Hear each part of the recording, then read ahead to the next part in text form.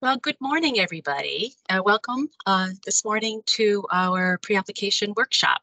My name is Lisa McGreevy, and I manage the Outdoor Recreation Grant Program here at DEM's Office of Planning and Development. Thank you for joining us. This workshop is being recorded and will be posted on the DEM website for future reference. Everyone is muted, but you can unmute yourself at the end of the presentation to ask questions, or feel free to type your question in the chat at any time. The chat button is located at the top of your screen. For the agenda, we'll give you a quick overview of the Recreation Grant Program and introduce you to the new grant round, how to apply, eligibility requirements, design and long-term considerations, and then there will be time for questions and scenarios. Again, I am Lisa McGreevy, and I'm here as a and here's my contact information. Two other key contacts who supervise here at DEM's Office of Planning are Megan DePreet, who's the Chief of Planning and Development, and Michelle Sheehan, who's the State Land Conservation Program Manager. Okay, so an overview of the Outdoor Recreation Grant Program. The program was established in 1988, and 557 grants totaling over $90 million have been awarded so far. These grants are sourced through state bond funds, voted at the polls, and have received tremendous support over the years. Grants support a wide range of local outdoor recreation, including playgrounds, athletic fields, trails, tennis courts, and splash parks. So since 1988, cities and towns throughout Rhode Island have worked hard to build these special outdoor places, and demand for more parks and playgrounds is stronger than ever. The Outdoor Recreation Grant Program is one of three local grant programs we call green space programs administered within DEM's Office of Planning and Development. The other two are the recreational trails and local open space. More information about these programs is on our website at the link shown below. So now on to the new grant round, the main reason why we are here. $2 million is now available through the 2022 Green Bond. The bond received tremendous support at the polls with almost 70% approval rate. Nice. The grant program provides funds to local municipalities to acquire, develop, or renovate outdoor recreational facilities. As in the past, we are now accepting applications in the three categories shown. Note that the required match for both development grants is 20%, both the small and the large, and that can all be in kind. At 50% match for land acquisition, which can be donated as well. DEM contributes 50% of the appraised value. So let's go over how to apply for grants. You go to the DEM website. The link is in the press release, and Michelle will post that in the chat as well. Michelle, if you don't mind. Download the instructions and appropriate application form, either for a development project or an acquisition project, and the associated budget forms. Save the form on your computer and type in the spaces shown. The text spaces will expand as you type, but please be concise. The budget forms are separate forms in Excel sheets this year. Submit the application and supporting documents as attachments to an email to me. Keep the application in Word format. Please don't convert it to PDF. When emailing attachments, keep in mind that the state has a maximum email size of 20 megabytes last time I checked. So you may need to send it in more than one email. If you have problems emailing the application, you can always drop it off here at DEM in Providence. Remember, the deadline is Wednesday, December 6th at 3 p.m. Try and submit a few days before if you can. Always good advice. Okay, now for eligibility requirements. There are three types: application eligibility, applicant eligibility, site eligibility, and project eligibility. Applicants must be a municipal agency or a recognized Native American tribe. Municipal agencies may partner with non-municipal entities, but the municipality must be the applicant. Note that the school departments do not qualify as municipal agencies, so they cannot be an applicant. It's important to note that site eligibility requirements because of public access. It is important to note site eligibility requirements because of the public access and perpetuity requirement. The property should be owned by the municipality such that the municipality has custody of the facility, can control the use of the facility, and be responsible for the facility's maintenance and care. Some variations are that the land could be owned and operated by a school department, but the school has to officially grant custody and control of the facility to the municipality. Also, the land could be privately owned, but the municipality must own a perpetual easement over the land to ensure continued use and public access. An application would be ineligible if the town proposed to lease land from a private landowner, construct a kayak launch, for example, because the lease does not ensure that the use and public access of the site is in perpetuity. Project eligibility. Proposed projects must be to acquire, develop, or renovate outdoor recreational facilities and maintain them as open space in perpetuity. For acquisition projects, this includes the purchase of fee simple title to land that will be developed for outdoor recreation in accordance with a master plan. The grant reimburses the cost of the land and requires a public recreation easement on the land in exchange. For development projects, this includes the construction of outdoor recreation and support facilities, such as restrooms, parking, and lighting. Those are the support facilities. The grant reimburses eligible development costs incurred within the grant period. Some examples of ineligible projects are projects that primarily involve planning without proposing new or expanded uses. An example would be an application that proposes to develop a master plan but does not include the actual construction of any facilities.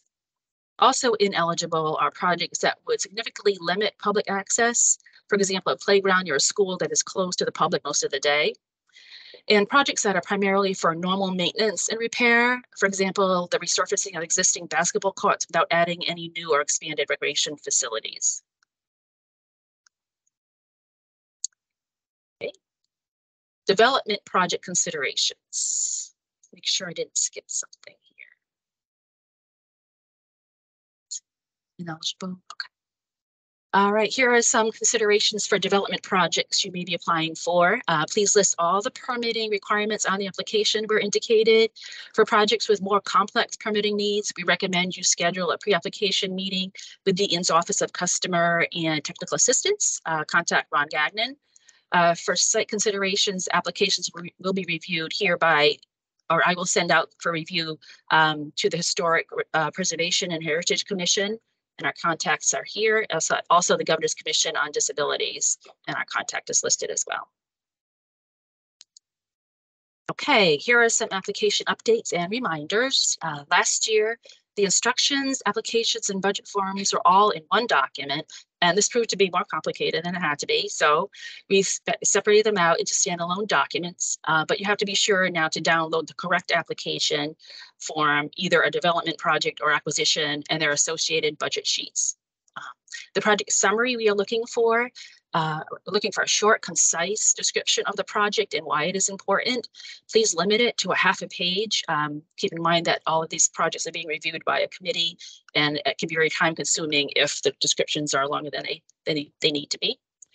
More detailed information is asked on the subsequent question to clarify what is being proposed. And that question is, list all the elements of the proposed project, state whether the element is either existing to be renovated or new to be added, and include details such as number of items, square footage, dimensions, etc. So this will get down to the details of the project. But for the narrative, we're looking for something short, concise. Okay, and the second part of the subsequent question, the application is asking if there are any existing recreational facilities that will be replaced or removed. Please demonstrate how the community and specifically the users of that facility were engaged in the decision to replace the recreation feature. As much as possible, you want to make sure that anyone using that facility is aware that it's being replaced and has had an opportunity to weigh in. Okay. Ensure that the scope of work is feasible. It is important that grantees do not make any unauthorized changes to the scope of work after an award is made. Grant awards may be reduced as a result. This is important from a fairness and legal issue since applications are reviewed and scored based on what is proposed. And then that scope of work is included in the legal grant contract. So be sure all elements of the proposed scope of work are feasible from the permitting, funding, and community support perspective. Okay, plan construction to fit within the 2.5-year performance period. Extension requests will only be considered for special circumstances going forward. Requests for extension need to include justification and be requested in a timely manner. certificate of compliance. We are continuing to require a signed COC with every reimbursement request. So confirm that grantees are aware of their responsibilities with permitting, universal accessibility, and purchasing requirements. Please keep in mind that municipalities are ultimately responsible for compliance. And a copy of a recorded notice of grant agreement is still required prior to final reimbursement. This is to ensure proper documentation in land evidence records and helps prevent unintentional conversions out of recreational use. More application reminders. Please tell the story and speak to the scoring criteria. If you don't put information in the questions, the review committee doesn't know what you mean. So please pay attention to that. That's really key. Answer the questions as well as you can. Okay, yeah. So these questions are scored and ranked by the committee based on your responses.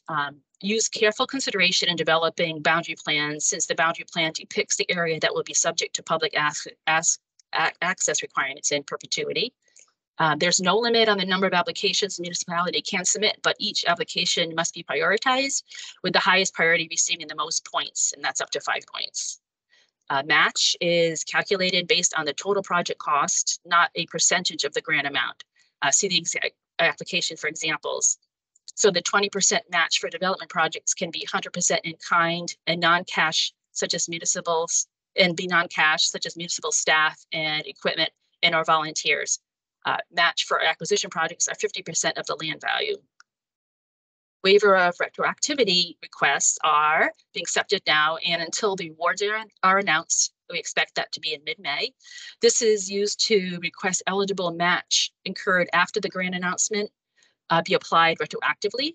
Note that this applies to matching expenses only, not reimbursable grant funds. Okay.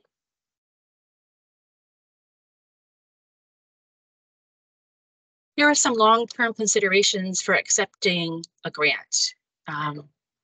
Maintain public outdoor recreation use in perpetuity. Post green space signs to recognize state bond funds. DEM public recreation easements are required on acquisition project properties. And this is the big one, fee policy. This has come up a lot. If no fees are charged to city or town residents, then fees cannot be charged to other Rhode Island residents. If fees are charged to city and town residents, then fees to other Rhode Island residents cannot be more than twice the city town resident fee. In some cases, towns have had to go back before their councils to make fee changes in order to apply or accept a grant. Okay, questions? We have some scenarios to go over, but let's pause to see if there are any questions. And people can put them in the chats or raise their hands and unmute yourself. Lisa, at this point, there are no questions in the chat. I have added some reference material in the chat. People can certainly take a look at that. And again, once the recording is available, this information will also be part of that recording. Okay, great. Any other questions? If you want to unmute, we'll give it like 5, 4, 3, 2. All right. Okay. All right. So we'll go on to a few scenarios that might get some questions considered. All right. Okay, here's a scenario. We have a piece of property next to an existing town ball field, and there is a lot of pressure to build more parking. There are some wetlands nearby, so we're not sure what will be involved. Can we use these funds to do some design and permitting? The answer is yes, if the application is for both design, permitting, and construction, not just design and permitting. Considerations are the parking must be for recreational resource. Applicants must have ownership, control, custody and care over the property. Applications will be scored on how well it demonstrates a significant portion of the project will be for the construction of their recreational resource, not just design and permitting. Okay. Another scenario. We represent a school department and want to build a running track for students at the high school through city-owned property adjacent to the historic district. Can we apply for a rec grant? Answer, unfortunately, no. School departments are not eligible to apply, but since the municipality has custody and control over the property, the municipality can partner with the school department and be the applicant. The application will be scored on how well it demonstrates significant public access, physical access as well as availability and hours to the general public, not just to students, potential impacts to the historic resource and so forth. Now the scenario, this is the last one. For the municipal approval requirement, does the documentation we submit with the application need to be a letter or formal resolution? It can be either city town council letter, meeting minutes, or a resolution. However, it must be from an open, public, and properly noticed city town council meeting. It must authorize the submission of the grant application and authorize the municipality's matching contribution. And remember, there's also a public participation requirement. No more than 6 months prior to grant submission, hold at least one public meeting or hearing with proper public notice, and submit the agenda listing the proposal and the meeting hearing minutes with more information in the application. Okay. That's the end of our presentation today. Do you have any more questions? Any questions at all? Not one. Gee. I think I'll just add a little bit. Hi, everybody. This is Megan here. The public participation is something that really can't be overstated. We all on the municipal side, and I was on the municipal side for more than a couple of decades. We go through what's required, right? You've got to hold a public meeting. You've got to post it in advance. The agenda has to be clear. The town council, if it's a community, if it's a town, needs to vote to authorize applying for the grants and show how the match funds will be provided. But what we've seen is that people are super busy. And so after the application is submitted, after it's awarded, now people are becoming aware. Now there's a press release perhaps, and people are becoming aware of the project. The more that you can do to demonstrate your efforts at outreach and public engagement, the better it will be, both for the review team and also for all of you as you move forward, hopefully with an award. We've seen, unfortunately, some real kind of frustration develop when changes were going to be made to recreational resources, and that's just unfortunate for everybody involved. So the more you can do at the outset, better for everyone. Again, there are a number of items. Lisa has covered everything. I just augmented some of the messaging. Keep in mind that unlike other programs, the term in perpetuity actually means forever and ever with the recreation grants. There is no time limit. The project area is what gets protected forever and ever, and is to be maintained as publicly accessible outdoor recreation. And I use that term, publicly accessible outdoor recreation. In the past, we've seen applications to rehabilitate community centers where indoor recreation programs are operated. These are outdoor recreation grant funds. Again, there's a lot of great material on the website. I think that link is in the chat. I think that's about it from me. Again, any other questions? It's a relatively small group. I would venture to say most people here know each other. So if you have questions, enter them in the chat. Take yourself off mute to ask, or I suppose check out the information online.